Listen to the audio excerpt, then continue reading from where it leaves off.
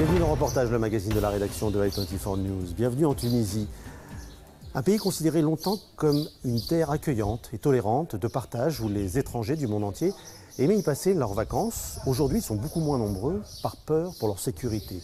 L'activité touristique a chuté brusquement après le printemps arabe et l'avènement d'un régime islamiste élu. Aujourd'hui disparu, un nouveau gouvernement de transition tente de renouer avec son passé tout en modernisant son avenir. Seuls quelques événements touristiques attirent encore quelques fidèles, comme le pèlerinage à la Griba, à Djerba, dans le sud du pays, là où nous nous trouvons. Cette année, ce sont 1500 personnes venues de l'étranger, principalement des Juifs de France, mais également un groupe d'une centaine d'Israéliens qui revenaient pour la première fois depuis la Révolution en 2011. Nous avons suivi ces Israéliens dans leur voyage en Tunisie, un pèlerinage sous très haute sécurité. Comment ces Israéliens ont-ils vécu ce voyage tant attendu? Un voyage dans un pays arabe qui ne reconnaît toujours pas l'État d'Israël. Comment s'est passé ce pèlerinage juif aux allures parfois de meetings politiques où officiels tunisiens, ambassadeurs étrangers et ministres s'invitent? Pèlerinage de la Griba, enjeu pour la démocratie tunisienne. Un reportage que nous avons réalisé avec Anthony Lesme pour i24 News.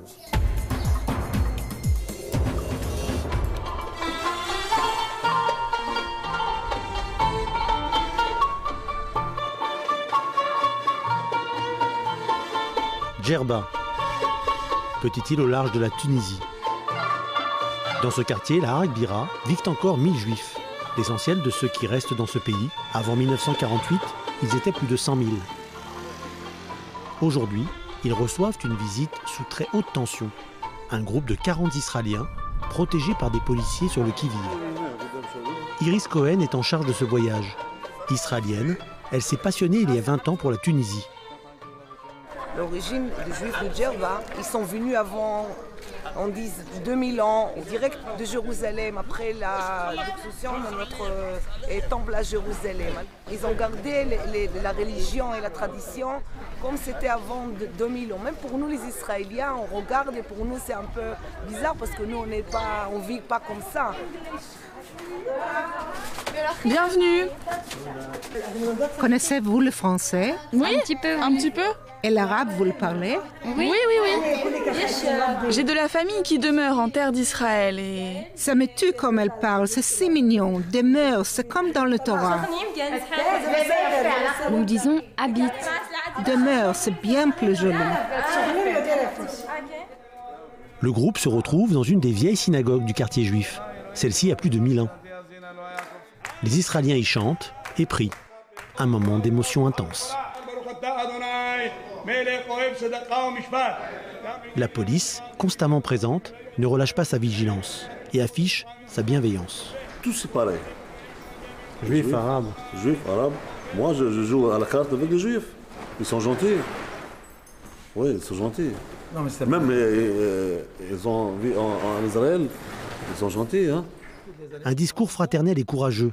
Les positions antisionistes d'une partie de la classe politique tunisienne ont fait de ce voyage d'Israéliens un rêve sous la menace. 3 jours avant le départ pour Djerba, nous étions à Tel Aviv. Iris est inquiète, elle n'a toujours pas les visas.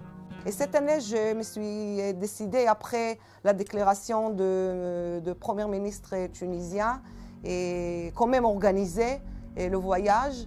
Et on s'est engagé avec les billets d'avion, c'est une question de beaucoup d'argent. On est en 3 jours avant le voyage et pour le moment, encore on n'a pas reçu le visa. Sans le visa, je ne peux pas faire monter mes clients à l'avion ici à Tel Aviv et ça va être un grand scandale. Sur place, une violente polémique a éclaté. Un groupe de parlementaires de gauche et d'ultra-gauche, mais aussi un petit nombre d'islamistes, s'est opposé à la venue d'Israéliens.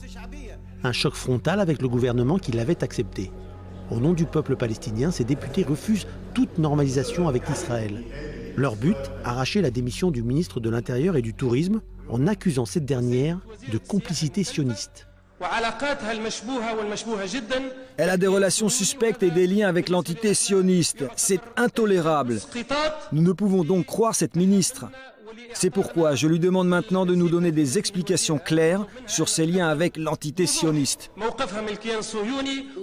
Je n'ai pas accueilli personnellement les touristes israéliens comme on m'accuse ici. Bien sûr, la politique étrangère officielle de l'État tunisien est de soutenir les Palestiniens. Et nous espérons qu'ils auront un État libre et une Jérusalem libre. Mais nous fonctionnons selon notre constitution et il n'exclut aucune religion. La ministre en est consciente. Refuser à nouveau des Israéliens pourrait avoir de lourdes conséquences sur le tourisme. Ces derniers mois, déjà plusieurs compagnies de croisière ont annulé leurs escales car leurs passagers israéliens avaient été interdits de débarquement, un manque à gagner certain de plusieurs millions d'euros. Retour à Djerba. Ce soir, c'est sous très haute sécurité que nous nous dirigeons vers une des plus vieilles synagogues du monde. De la garde présidentielle au service antiterroriste, la Tunisie a employé les très grands moyens. Mais ce n'est pas ce qui préoccupe Sarah. Ma mère m'a demandé de revenir après sa mort en Tunisie et de faire un repas en honneur de mes parents qui n'avaient pas eu d'enfants après plus de 12 ans de mariage. Et grâce à leur prière ici, je suis née. «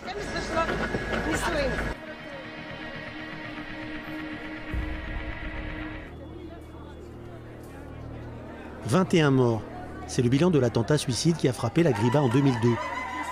Cette synagogue serait la plus vieille au monde. Une pierre sainte du premier temple de Jérusalem, détruit par les Babyloniens, y aurait été amenée il y a 2500 ans par les prêtres d'Israël. Chaque année, pour les fêtes de l'Akba Omer, qui commémore la disparition du maître de la mystique juive, Rabbi Shimon Bar Yochai, un pèlerinage y a lieu.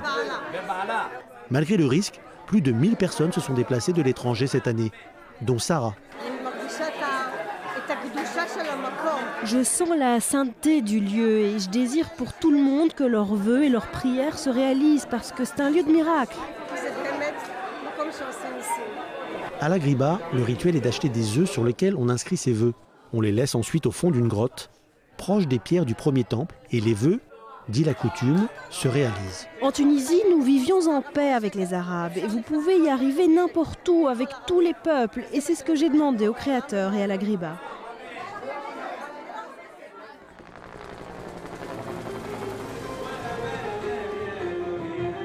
Le lendemain, le pèlerinage se transforme en théâtre d'un bras de fer politique.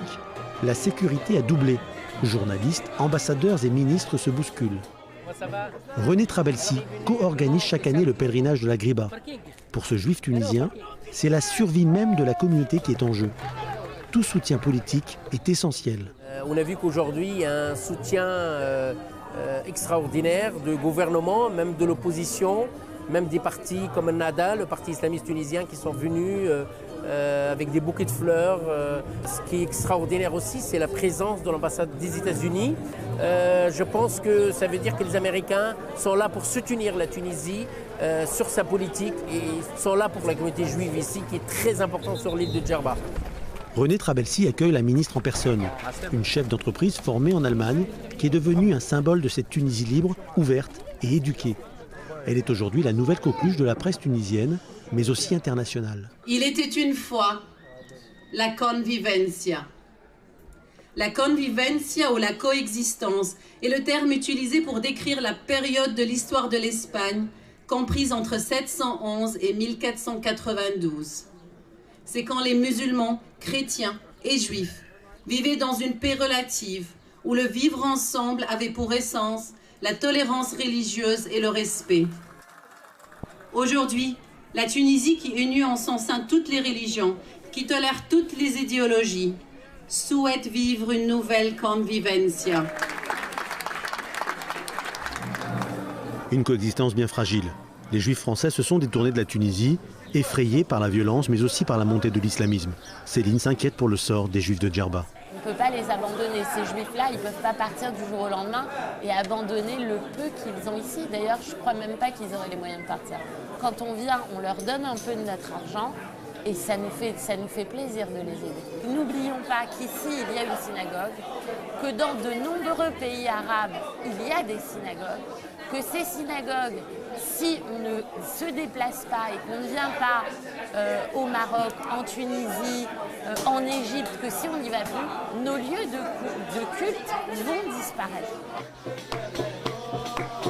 Une identité juive qui se double d'une identité tunisienne, une identité que les Israéliens que nous avons rencontrés n'ont jamais abandonnée envers et contre tout. C'est le cas de Michel, qui a quitté Gabès à l'âge de 11 ans. Il s'est pris d'affection pour le guide tunisien Yassine, qui les accompagne. Yassine, je parle que de bien de toi. Merci. Voilà, c'est un bon ami, un très bon ami. Je vous invite en Israël, vous savez? Il faut venir? Malheureusement, pour l'instant, c'est pas possible.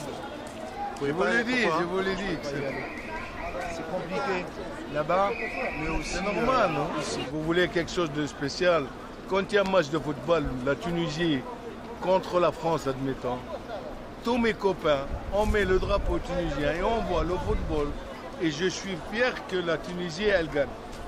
Je suis très content même. Et si c'est Israël qui joue contre la Tunisie? Je voudrais qu'Israël qui gagne. La Tunisie d'abord. C'est normal. C'est normal. C'est le sport. Quelques instants plus tard, les Israéliens ont surpris la ministre du Tourisme près du souk. L'occasion d'aller la rencontrer et lui parler. Mais Mme Karboul s'est réfugiée dans sa voiture. Ils tiennent tout de même à la remercier.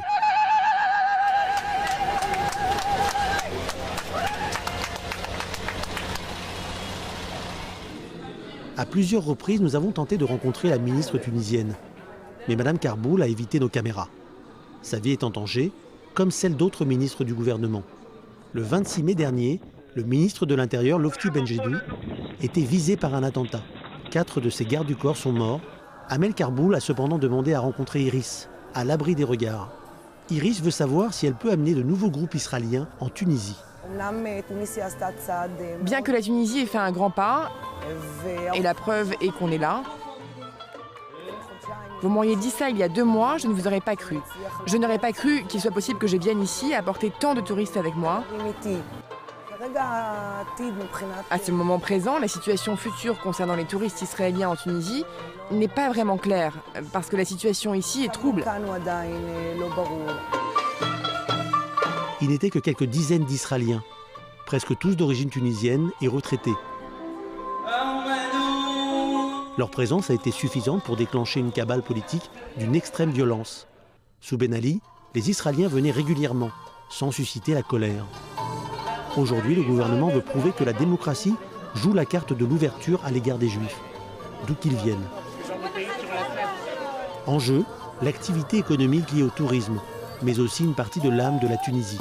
Cette année, la menace terroriste a échoué. L'opération Griba s'est déroulée sans incident. Un espoir a réussi à naître. Quel sera son avenir au pays du jasmin ?